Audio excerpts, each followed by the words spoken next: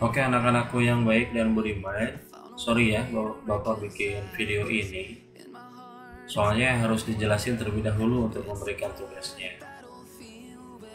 Kita akan membahas di bab yang ke-6 untuk kelas 10. Nanti untuk yang kelas 11 masih di video ini, nanti akan saya jelasin sekarang yang kelas 10 dulu.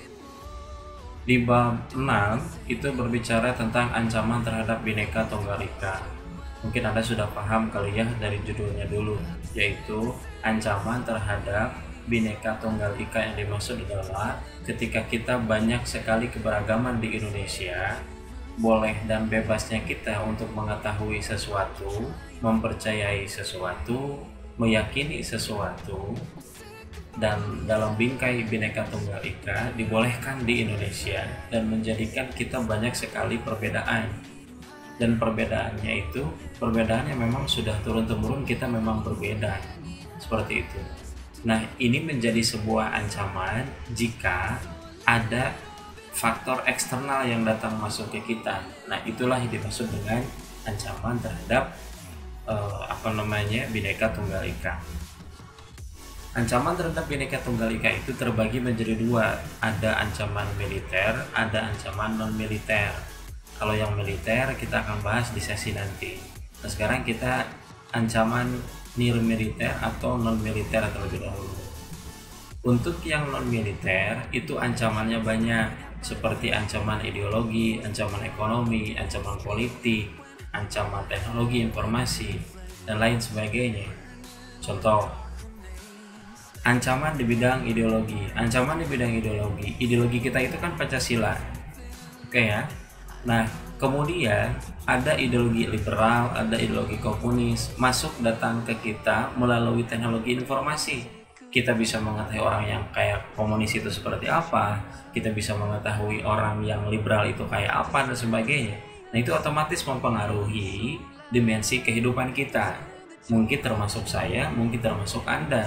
Mungkin saya jadi orangnya liberal dengan ciri individual dan sebagainya, mungkin saja seperti itu. Nah, itu menjadi sebuah ancaman. Kemudian di bidang politik. Di bidang politik kita sudah banyak tahu negara maju menghegemoni bahasanya. Negara maju seperti menguasai hajat hidup orang banyak yang ada di seluruh dunia. Jadi negara-negara maju itu seperti Amerika, seperti Cina, seperti Jerman, seperti Inggris.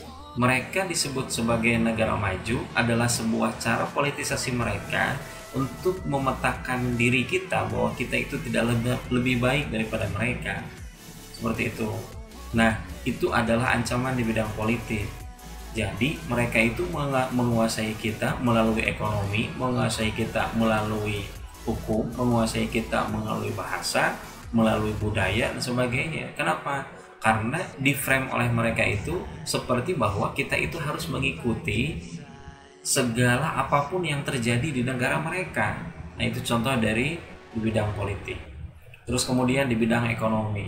Di bidang ekonomi adalah yang paling kentara kita lihat, yaitu bagaimana adanya kebebasan seluruh negara di dunia untuk memasukkan produk-produk apapun masuk ke kita.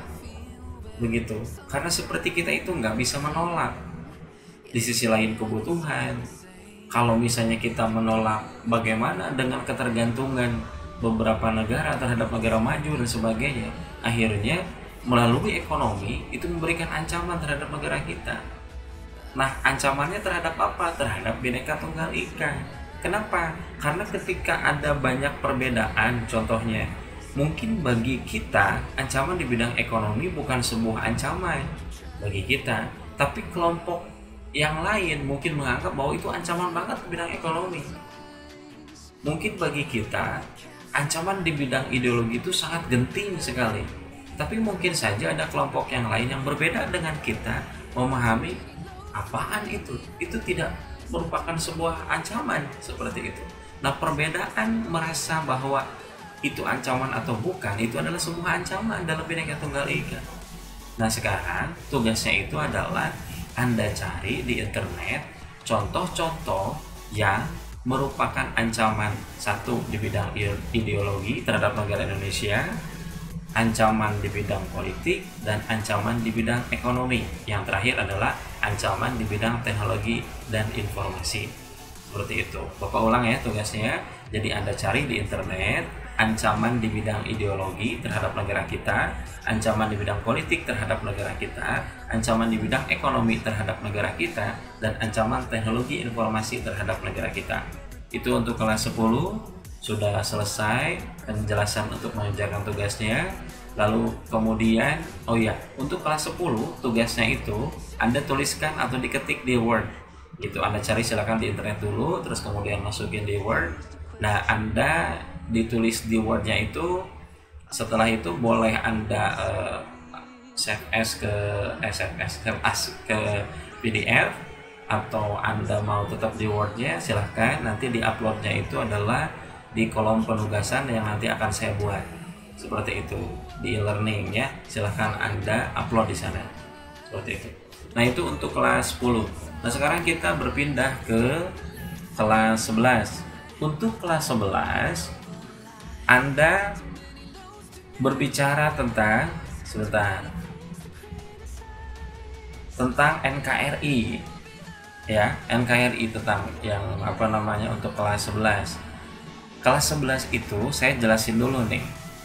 Ada bentuk negara. Bentuk negara itu terdiri dari dua, yaitu negara kesatuan dan negara serikat.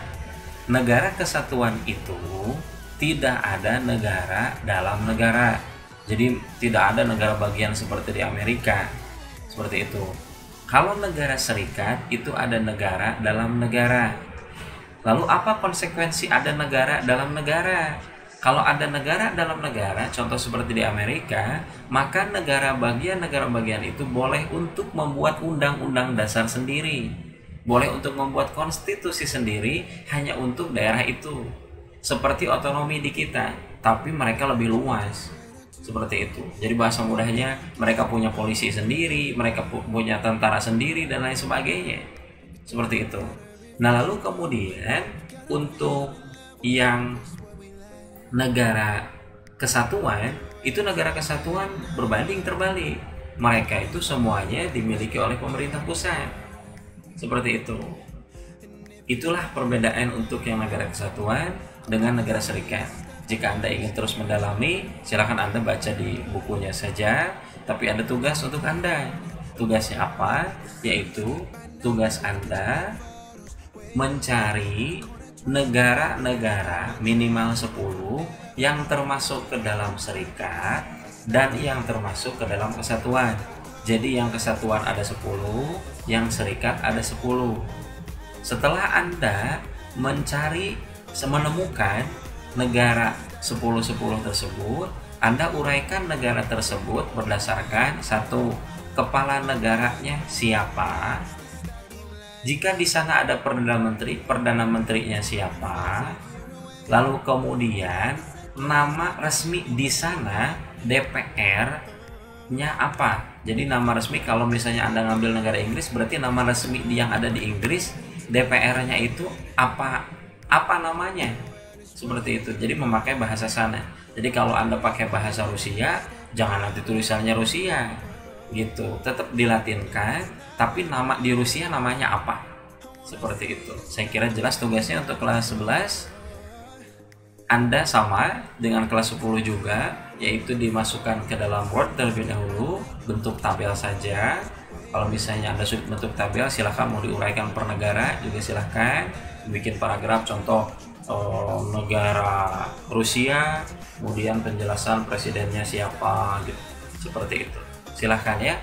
Anda kalau misalnya lupa lagi, ini tugasnya tadi Pak Yus ngomong apa aja ya, Anda tinggal ulang lagi aja video ini ya.